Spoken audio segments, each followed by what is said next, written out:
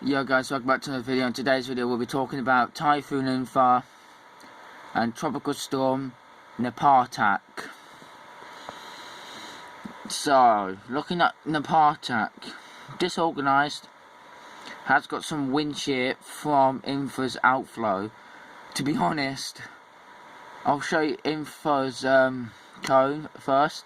You want to see how flipping big it is? Like, look at that cone. Look how big that cone is. Like, from here, all the way to these islands down here. So, like, say, it's nearly extending towards Taipei, Miyakishima, Kardan, Ishkaman, whatever that island is called there. Obviously, it did stall here though. It stalled here, moved up here. We can to a category what? We can to a category to a tropical storm here, but it was only about 70 miles an hour and then regained itself. That was yesterday, but now it's moving. It's moving. I think it's moving pretty quick now, to be honest. That's how far it is from landfall. So this is currently, that's at the 0Z tomorrow. So it'll probably be making landfall sometime tomorrow. For about 0Z tomorrow. No, the 0Z on the 26th. So, oh no, on the 25th, wait, it's on the 25th? Yeah, the 12Z1 on the 25th it makes landfall, which is tomorrow. And it's either a typhoon or a mid-range tropical storm. So, well, from Nepartak, this is Nepartak. Obviously it started down here as a depression, right far down here as a depression, and then obviously now yesterday I don't think it was a tropical storm. I thought it was a depression, but I just put tropical storm down anyway. But now it is an actual tropical storm, but misplaced because it's got some it's got the outflow bands, which is shearing it from infa. Because obviously I'll show, infa's massive. So it's about 35 knots now, stayed at intensity actually. But it's meant to be intensifying tomorrow actually.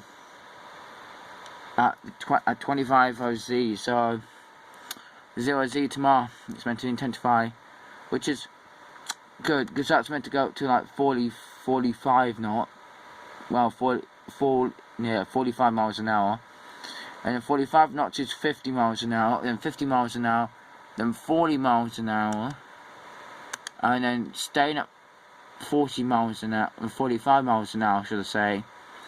And then obviously weakening when it comes out over here. Have the chance of re-strengthening back either into a subtropical system on the 29th, on the 12Z run, which could happen. But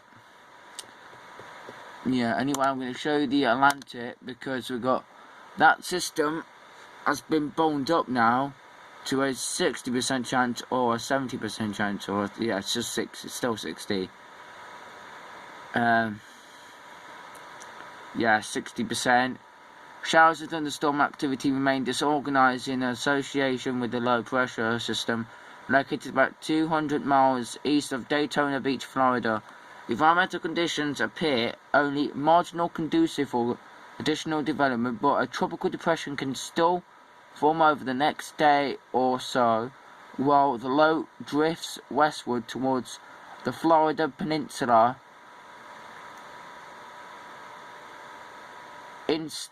instance in Florida should continue to monitor the progress of this system. An Air Force Reserve Hurricane Hunter aircraft is en route to investigate the system further.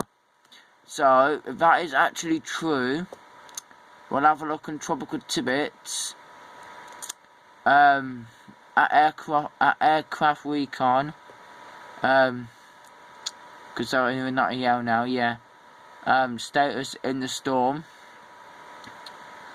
Right, they're in 90L. They haven't found tropical depression force winds. They found dark blues are, well, the darkest shade of blue is about 20 to 29 knots, so yeah, barely touching 30, so it could have the chance of formation though. Right, this is the central circulation. Yeah, it's this place because it's got shear coming from the west. Obviously, it's got two high pressure systems that you could follow. It's got the Bermuda High, and it's got an high coming from like Louisiana and Texas.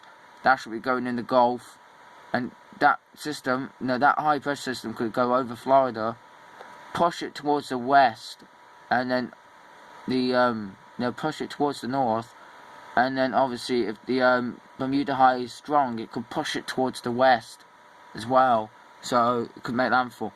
But it, lack of steering currents, we could get a stalling hurricane like we did last year. I don't think we got a stalling hurricane. We had a hurricane that was moving. Well, yeah, we did actually. It was Sally of 2020. That stalled over.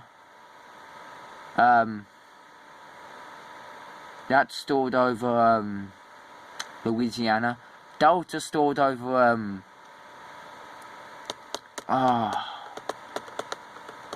Delta stalled over the Yucatan before stalling again over Louisiana. Like Louisiana had Cristobal, they had Laura, they had Sally, they had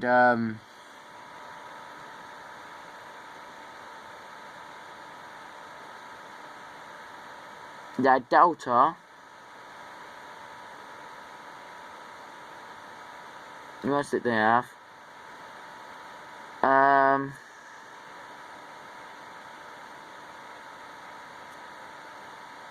They had Gamma.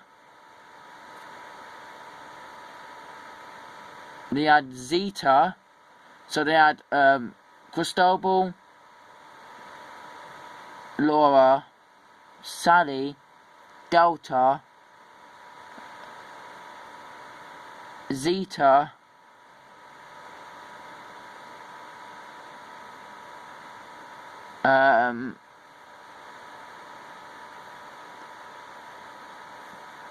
Cristobal, Laura, Delta,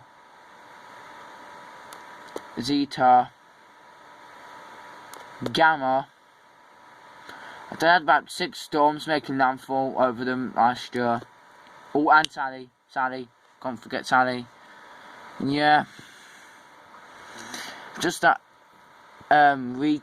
recon isn't really getting that much strong winds from this system. So, yeah, well, they have found barely 20%, barely any winds in the centre, at the backside of the storm. Here, though, where my cursor is, that's the circulation.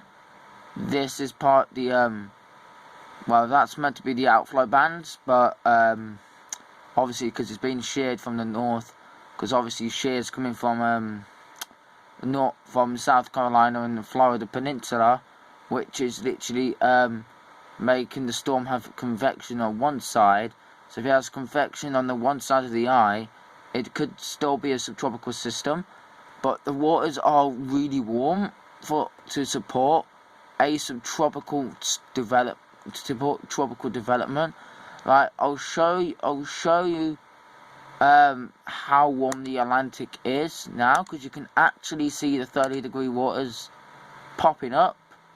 I know, like, on my phone you can't really see it. I know you can see a bit, but yeah, there's like nearly the whole Gulf of Mexico is covered in 30 degrees. Like north of Cuba, the loop current in the Gulf is warm. So if any system goes over that this year, boom, a rapid intensification could be on the way on these systems. So Eastern Pacific, yes, that's got a system in.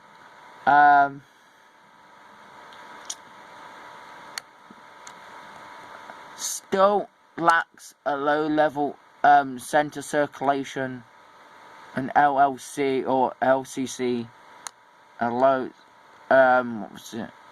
So a broad area of low pressure located more than 1,400 miles west-southwest of southern tip of Baja California Peninsula is producing a contracted area of showers and thunderstorms. This activity has become a bit better organized, but the system currently lacks a well-defined low-level circulation. Environmental conditions are forecasted to be conducive for further development, and this system could become a tropical depression later this weekend or early next week, for reaching cooler waters while moving westward at 10 to 15 miles an hour. They're giving it a 50% chance of formation in the next 40 hours and a 60% chance in the next 5 days. But honestly, I think Fred could form. If I show you the forecast models, some of the models say it will form, so some of the models are saying it won't form. But according from the ICON model, they want the storm. They want to intensify the storm. But tomorrow, it does have a shot tonight of intensifying the storm. And early tomorrow morning, before it moves over Florida, and the GFS has it going in the over the Yucatan, over Mexico, right over where what was called, I don't know, where Guatemala is, and what Guatemala, El Salvador, and all those places there. So I don't know my American geography. I don't know my Mexican geography. I only know my American geography. So about that. But we do have some long trainer systems.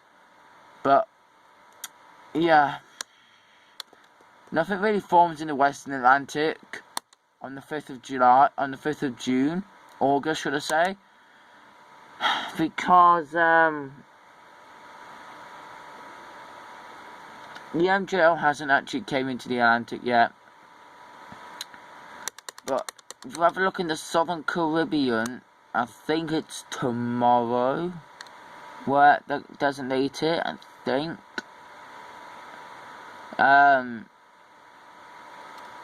You do see an area of vorticity down here, and over here, from the cold front here, from that front that where Invest 90L came from, that obviously won't become a system because it shoots off up north, barely does anything. But as you can see an area of vorticity towards the south here, so we have to keep an eye on that. GFS is hinting of a system that could form there. It's rumbling. See, look, right here on the 29th, 1,500 bar storm. Obviously 1008 becomes 1009, and obviously it does get designated. 1003 becomes a moderate tropical storm, and then goes over Honduras and Nicaragua, survives, and becomes a powerful, becomes a weak low pressure over where thing is, and then obviously another system forms after that in the Caribbean. So a train of systems are forming here, because this is where the lowest wind shear is right now, and the more moisture. So like, the more moisture is over here, the more moisture comes from over here. The storm moves up north, and the moisture will move with it from the Central American gyre. So yeah, there's nothing really going to be forming now, to be honest, by the 9th. Well, you do see an area vorticity here, though, to be honest. As you can see right here, about 11 degrees north.